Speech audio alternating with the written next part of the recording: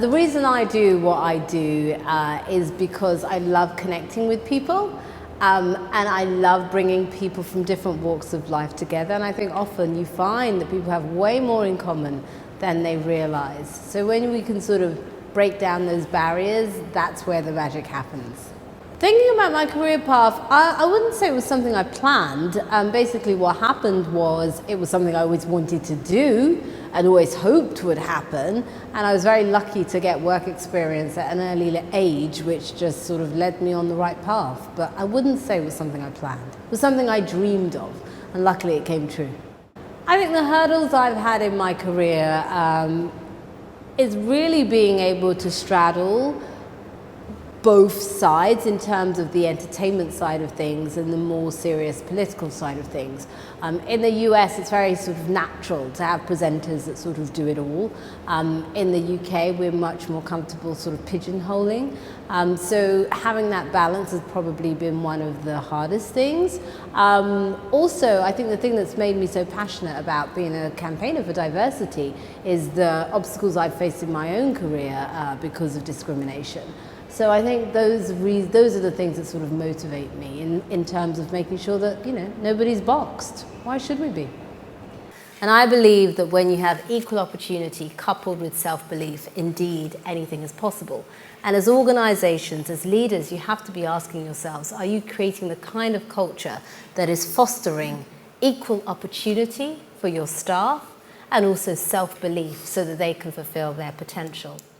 I think the African proverb of if you want to go quickly, go alone, and if you want to go far, go together is very apt because at the end of the day, if you want to create real change, you cannot do that on your own. You cannot do that in silos. That has to be something that's collaborative. And I think in terms of the women's movement, I think we've come a long way. There's still a long way to go. And I think the next phase of that is involving men.